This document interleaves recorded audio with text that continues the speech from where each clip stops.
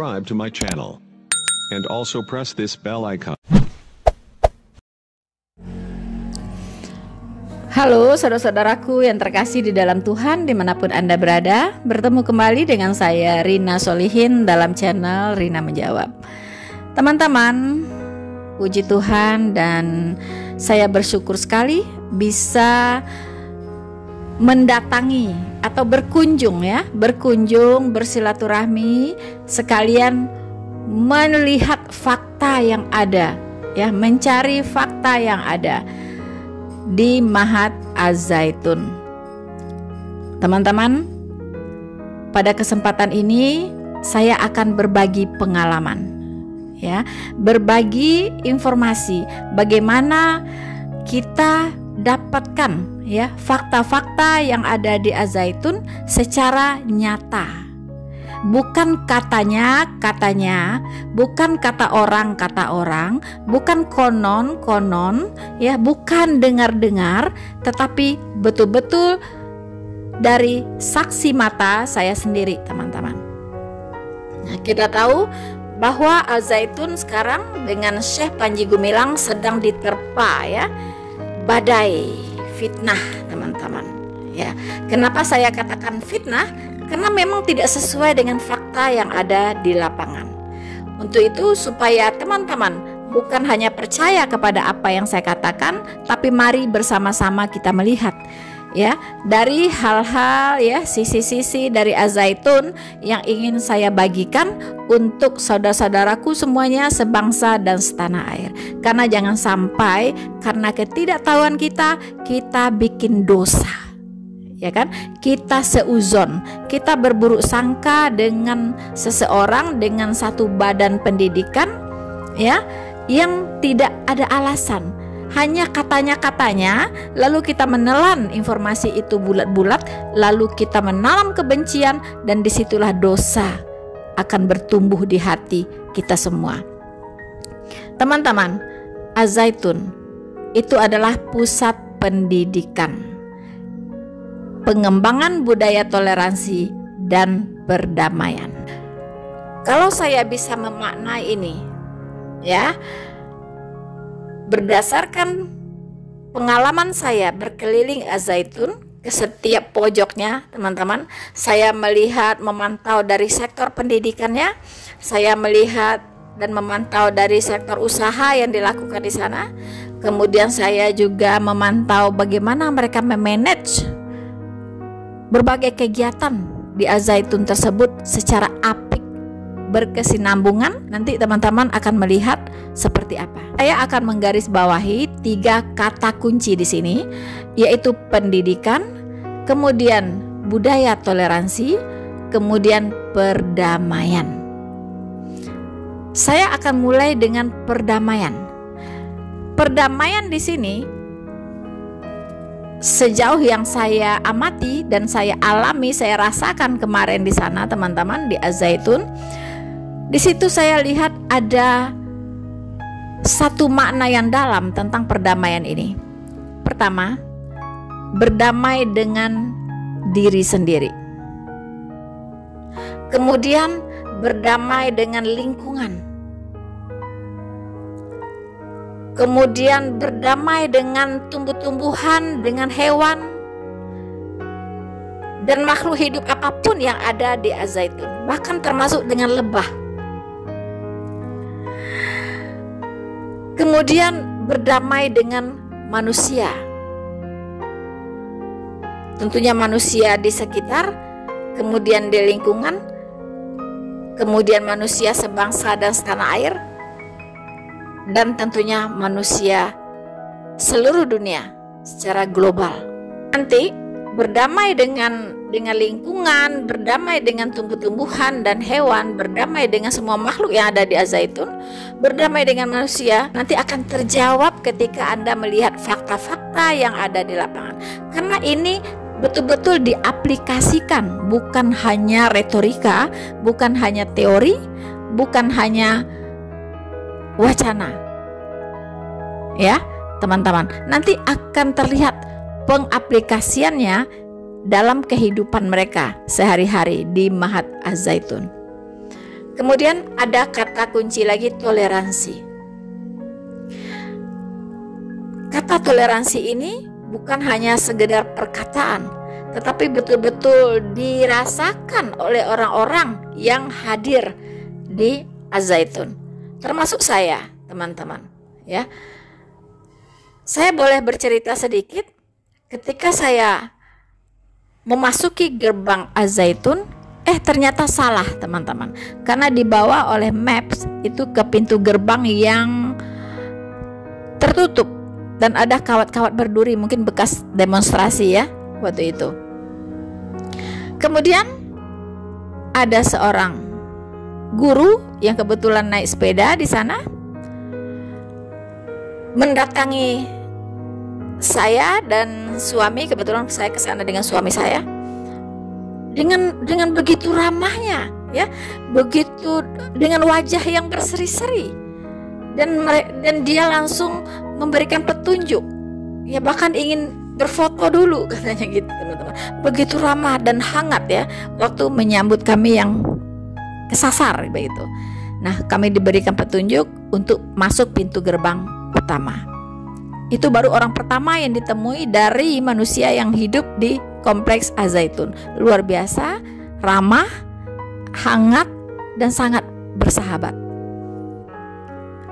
Teman-teman, ketika saya dan suami memasuki gerbang utama, tadinya saya membayangkan ya, karena ini katanya pondok pesantren yang terafiliasi dengan NII. Wah, saya bayangkan ini orang-orangnya serem-serem nih di dalam ya.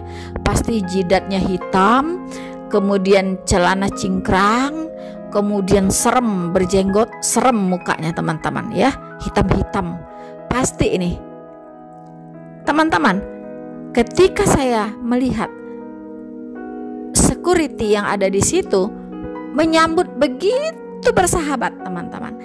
Dan wajah mereka berseri-seri, ramah, ya, dan sangat welcome, begitu. Tidak ada itu yang saya bayangkan, jauh dari kenyataan yang ada. Tidak ada kesan-kesan angker di situ, ya. Tidak ada kesan-kesan yang tidak bersahabat, yang mukanya bete, ya, yang curigaan, gitu kan. Muka-muka yang wah, yang kayak tembok begitu. Tidak. Ya, security-nya semua ramah-ramah. Security-nya semua bersahabat, walaupun mereka belum pernah melihat saya. Mereka belum pernah kenal saya. Saya baru pertama kali ke Az-Zaitun. Dan jangan salah teman-teman, saya tidak berhijab ya, karena saya bukan muslim. Saya tidak berhijab. Nah, ketika saya mengisi buku tamu, ternyata ketika dikonfirmasi ke dalam, itu saya belum terregistrasi sebagai pengunjung yang hari itu mau datang begitu. Jadi ibaratnya ini tamu tidak diundang, teman-teman ya. Dan ketika saya menuliskan nama dan security meminta KTP saya, dikonfirmasi ke dalam, memang katanya belum terregistrasi ya. Tapi tidak apa-apa, kami disambut. Karena ternyata nama saya sudah familiar di Az-Zaitun, teman-teman. Ya, mereka sudah tahu ya, Noverina Solihin channel, taunya NS gitu kan. Nah, mereka sudah mengenal saya, ternyata sudah sangat familiar di sana. Begitu. Nah, itulah yang membawa saya bisa masuk ke Az-Zaitun. Jadi ternyata jauh, teman-teman, dari apa yang beredar di luar, yang diberitakan di luar, bahwa sulit sekali untuk masuk ke Az-Zaitun. Ternyata tidak demikian, teman-teman. Saya pikir kalau kita orang baik, hati dan tujuannya baik ke sana, tidak akan susah untuk masuk ke Az-Zaitun. Tetapi kalau kita ke sana tujuan yang nggak baik, ya kan, dan track record kita nggak baik, ya pasti susah, teman-teman. Sama saja kita punya rumah, didatangin oleh orang yang kita tahu dia bukan orang baik, ya pasti kita juga akan kunci pintu ya, teman-teman. Ya sama saja begitu. Tapi puji Tuhan, saya disambut dengan sangat baik. Nah, di sana pun langsung kami dihantar ya di satu ruangan makan, disambut dulu dengan makan malam. Kemudian kami disediakan kamar untuk tidur. karena ada di situ semacam hotel penginapan khusus untuk tamu-tamu yang datang ke Al-Zaitun. Wah, itu luar biasa, kesan pertama yang sangat berkesan sekali teman-teman ya. Sangat indah sekali begitu. Saya melihat wajah-wajah baik yang di security, baik yang di ruangan makan, baik yang manusia-manusia yang saya lewati di Al-Zaitun. Mereka semua ramah-ramah, mukanya bersahabat, berseri-seri, ya. Kemudian sehat-sehat. Dan saya katakan banyak yang awet muda di sana teman-teman. Walaupun usia sudah 70 tahun ya, 60 tahun ke atas begitu, tapi mereka kelihatan sehat sekali, seger-seger orangnya teman-teman. Ya. Nah, ini membuat saya juga penasaran, kenapa ya orang ini kok kelihatannya sehat-sehat sekali, segar-segar sekali, dan banyak yang awet muda, kulitnya bagus-bagus. Kenapa ya? Nah, nanti akan ada jawabannya teman-teman. Ya. Untuk itu saksikan terus video ini. Pastinya saya tidak akan bisa membuat satu video untuk pengalaman saya di sana, tapi saya akan split menjadi 3 bagian sepertinya teman-teman ya. Dan ikuti dari bagian 1, 2, dan 3 nantinya, supaya teman-teman dapat gambaran tentang Al-Zaitun yang sekarang lagi diserang luar biasa ya. Dan Anda akan bisa melihat dengan mata kepala sendiri apa yang ada di sana, apa yang terjadi di sana. Dan silahkan Anda menilai apakah betul tuduhan-tuduhan yang diarahkan terhadap Al-Zaitun yang sekarang sedang heboh-hebohnya di media teman-teman ya. Dan silahkan Anda menilai sendiri. Nah, kemudian tadi sedikit saya lanjutkan ya. Al-Zaitun adalah pusat pendidikan, pengembangan budaya toleransi dan perdamaian. Ya, perdamaian sudah saya jelaskan, toleransi sudah saya jelaskan, ya, dan semua bukan hanya saya maknai, ya, tapi saya rasakan di sana, teman-teman. Kemudian yang terakhir itu kata kuncinya pendidikan, ya, karena pusat pendidikan. Dan ternyata perdamaian baru bisa diwujudkan, toleransi baru bisa diwujudkan itu melalui pendidikan. Nah, ini teman-teman makna yang bisa saya dapatkan dari moto Al-Zaitun, pusat pendidikan, pengembangan budaya toleransi dan perdamaian. Ya, itu seperti itu saya memaknainya, teman-teman. Semoga tidak salah ya, Syekh Panji. Semoga tidak salah. Nah, teman-teman, kita tahu ya bahwa sekarang Al-Zaitun sedang diserang dari berbagai sisi ya. Banyak sekali tuduhan-tuduhan yang diarahkan kepada Al-Zaitun oleh pihak-pihak di seberang sana, tentunya pihak-pihak yang berseberangan dengan Al-Zaitun. Bahkan dari tokoh-tokoh yang bagian dari pemerintah sendiri ya, seperti Menko Polhukam ya, itu juga melontarkan statement-statement yang saya pikir kok kurang elok begitu ya, kurang berpikir begitu teman-teman ya. Pertama, dituduhkan Al-Zaitun Syekh Panji Gumilang ya, yaitu tuduh melakukan penodaan agama dan ujaran kebencian. Nah, ini memang pasal karet ya teman-teman ya, bisa ditarik ke kanan, bisa ditarik ke kiri, atau runcing ke bawah, tumpul ke atas teman-teman ya. Kemudian dugaan pelecehan seksual ya kan, katanya ada pegawai yang dilecehkan oleh Syekh Panji Gumilang. Kemudian ada di sana ketentuan boleh berzina asal bayar 2 juta ya. Itu semua bullshit ya teman-teman ya. Mungkin itu melemah, kemudian muncul lagi ya dugaan makar ya, dugaan penodaan agama masih diperdebatkan. Kemudian dugaan pelecehan seksual mungkin tidak cukup bukti. Kemudian sekarang dugaan makar, membuat negara dalam negara ya. Nah, ini saya yang sangat penasaran teman-teman ya. Saya sampai nyari tuh ya, bunker katanya ada di Al-Zaitun. Saya sampai masuk teman-teman ke bawah-bawah itu. Bunker, mana ada bunker? Nanti teman-teman lihat apa yang saya temukan ya. Kemudian sekarang digaungkan lagi ya, karena Syekh Panji Gumilang memiliki rekening yang tidak lazim ya, jumlahnya sangat banyak di atas 200 rekening. Kemudian Al-Zaitun sendiri memiliki 30-an rekening, ya, dan itu dibekukan oleh PPATK, ya.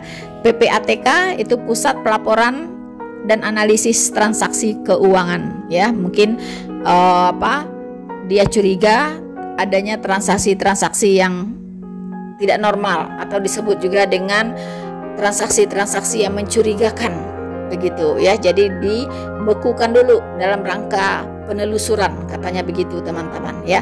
Tapi Syekh Panji bilang ya silahkan saja.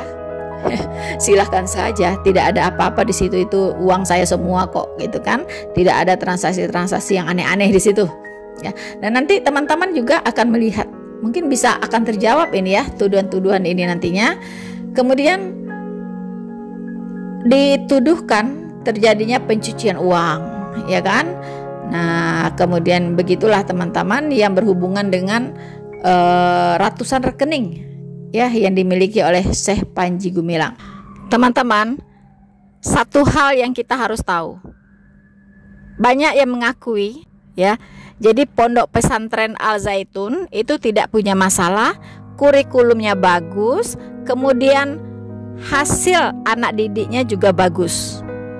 Itu diakui sendiri oleh Mahfud MD. Ya, tetapi yang bermasalah katanya adalah pemimpinnya, yaitu Profesor A.S. Panji Gumilang. Teman-teman, logika sehatnya, jika sebuah lembaga pendidikan dipimpin oleh seorang pemimpin yang tidak benar, ya, apalagi yang berafiliasi dengan terorisme, apalagi yang memiliki bisnis-bisnis yang ilegal, ya, bahkan memiliki standar moral yang rendah, ini akan berpengaruh terhadap lembaga pendidikan yang dia pimpin. Jadi tidak bisa dipisahkan antara Profesor A.S. Panji Gumilang dengan Al-Zaitun. Sangat salah sekali jika dikatakan Al-Zaitunnya bagus, tidak ada masalah, ya. Tapi biangnya adalah A.S. Panji Gumilang. Maaf,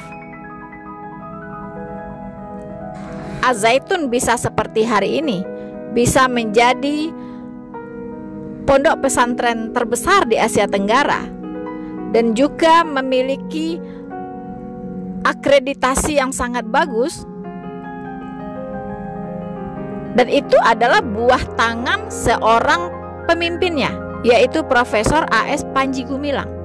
Mana bisa dipisahkan antara A.S. Panji Gumilang dengan pondok pesantren yang dipimpinnya? Tidak bisa. Tidak bisa. Begitu, ya. Jadi mohon diselidiki kembali pernyataan tersebut, ya. Itu sangat tidak logis. Jadi ibaratnya kita bisa mengenal sebuah pohon itu dari buahnya. Tidak mungkin pohon jambu berbuah mangga, ya. Tidak mungkin pohon duren itu berbuah semangka. Tidak mungkin. Begitu. Kemudian orang mengatakan bahwa buah itu jatuhnya tidak jauh dari pohonnya. Jadi kalau Al-Zaitun diakui sebagai sebuah pondok pesantren yang bagus, ya pasti pemimpinnya juga bagus. Itu logika sehatnya. Itu logika sehatnya. Ya. Jadi teman-teman, jangan lewatkan video-video saya berikutnya. Kita akan melihat fakta apa yang ada di Al-Zaitun. Bersama saya, Noverina Solihin. Tuhan Yesus memberkati kita semua. Maranatha.